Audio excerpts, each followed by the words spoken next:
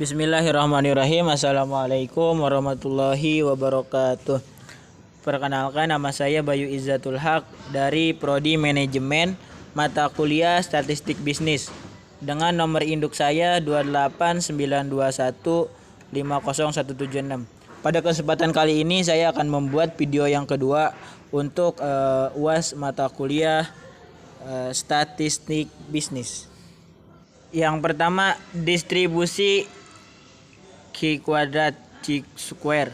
Dalam teori probabilitas dan statistika, distribusi Q kuadrat C square distribusi atau distribusi X3 dengan N derajat bebas adalah distribusi jumlah kuadrat perubah acak normal baku yang saling bebas. Distribusi C kuadrat antara lain digunakan untuk menguji kopabilitas, kemudian menguji sifat independensi dan sifat homogenitas.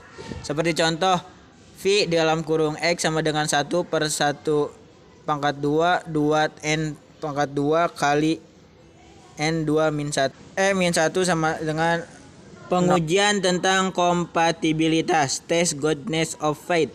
Dalam pengujian kompatibilitas, apabila frekuensi yang diobservasi konsisten, maka tidak terdapat perbedaan nyata. Dengan kata lain, hipotesisnya dapat diterima. Sebaliknya, apabila tidak ada konsekuensi, maka hipotesisnya ditolak. OI sama dengan frekuensi observasi, EI sama frekuensi teroris dengan bebas sama dengan K-1.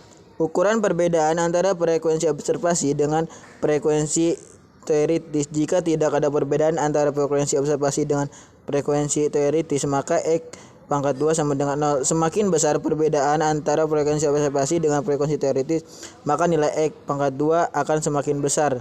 Pula nilai X2 akan dievaluasi dengan distribusi C kuadrat. Prosedur pengujian hipotesis. 1. Menyatakan HO dan hipotesis alternatifnya. 2. Tentukan taraf nyata tingkat signifikasi atau A. 3. Tentukan statistik uji X pangkat 2 dan derajatnya bebasnya. 4. Tentukan daerah penolakannya. Kemudian 5. Hitung X2 dan tentukan ditolak atau diterima HO-nya. Sebuah dadu dilempar 120 kali dan hasilnya disajikan pada tabel di bawah ini. Sisi angka 1 diperoleh 13 kali dan 2 diperoleh 28 kali dan seterusnya. Jika dadu tersebut dipandang ideal, maka A tentunya nilai X2. B. Apakah digunakan derajat signifikasi 5%? Pada hasil tersebut menunjukkan bahwa dadu itu tidak ideal. Jawaban sama dengan HO, probabilitas semua kejadian sama. H1 sama dengan ada PI sama dengan PJA sama dengan 0,5. 3N sama dengan 6,1 sama dengan 5. Statistik uji X 2 dari tabel distribusi C kuadrat dapat dinilai kritis X2 sama dengan 11,7. 18,70 kurang dari 11,7. Hipotesis atau anggapan bahwa dadu tersebut ideal kita tolak karena ada beda cukup signifikasi antara hasil observasi dengan nilai harapan. Pengujian sifat independensi. Apabila klasifikasi data sampel maupun data populasi dalam beberapa atribut distribusi probabilitasnya tidak diketahui, maka pengujian kompatibilitasnya sulit digunakan dalam pengujian. Hipotesis ini hanya sampai pada kesimpulan apakah kedua atribut tersebut mempunyai sifat independensi atau tidak. Pengujian tersebut tidak akan menjawab sampai derajat asosiasinya. Contoh, misalkan sebuah sampel sebesar N300 yang dipilih dari suatu populasi. Ternyata diperoleh 100 orang mempunyai penghasilan tinggi, 200 orang mempunyai penghasilan rendah. 10 orang menggunakan sepatu dengan kualitas baik, 150 orang lagi menggunakan sepatu dengan kualitas rendah. Dan berikut adalah tabel tentang tersebut.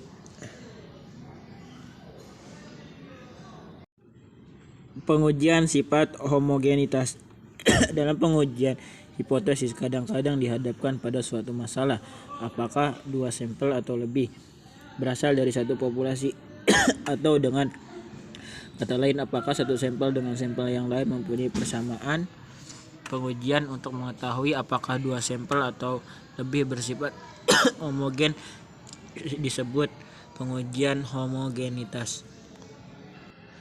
Contoh, suatu survei dilakukan untuk menentukan apakah kebiasaan merokok sama untuk berbagai tingkat golongan pegawai. Sampel random dengan 50 pegawai golongan 4, 70 pegawai dengan 3 dan 100 pegawai golongan 2 serta 100 pegawai golongan. Saya di sini telah membuat tabel di mana sebagai contoh tentang pegawai yang sering merokok dan lain-lain.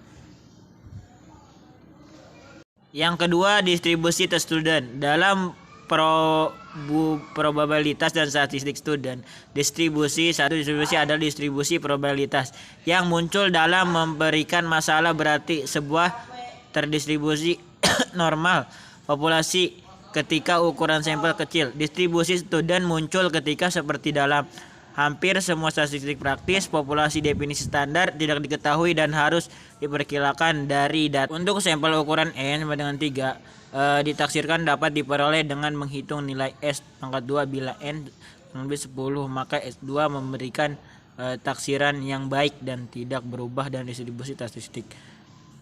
Masih secara harapan berdasarkan sama dengan perubah normal buku Z bila ukuran sampel N sama dengan S2 berubah cukup besar dan sampel dan distribusi publik acak. Tidak lagi distribusi normal buku, dalam hal ini didapatkan distribusi statistik yang disebut T. Contoh, suatu pabrik bola lampu yang yakin bahwa bola lampunya akan tahan menyala rata-rata selama 500 jam. Untuk mempertahankan nilai tersebut tiap bulan diuji 25 bola lampu. Bila nilai 7 yang dihitung terdapat antara 1% sama dengan, maka penguasa pabrik tadi akan mempertahankan keyakinannya. Kesimpulannya, apa yang seharusnya diambil dari sampel dengan rata-rata kali sama dengan 51 kali jam dan di samping buku S sama dengan 40 jam. Anggapan bahwa distribusi waktu menyala serta hamparan normal.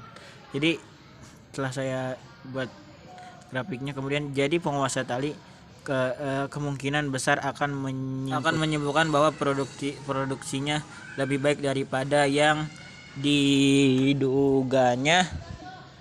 secara semula. Yang ketiga, distribusi F-Fisher Standard. Dalam teori probabilitas dan statistika, distribusi F merupakan distribusi probabilitas kontinya. Distribusi F juga dikenal dengan sebuah distribusi F sekunder atau distribusi Fleber-Sendikor. Setelah RA, Fisher dan Gauss-Wessler, distribusi F seringkali digunakan dalam penguji statistika antara lain analisis Parimas dan analisis negara. Distribusi dipakai untuk membandingkan dua varian yang berversi normal. World of Art tahun 1990 juga mendeskripsikan ciri-ciri distribusi F, yaitu sebagai berikut. 1. Distribusi F bersifat kontinu. 2. Distribusi F tidak dapat berinisial negatif. 3.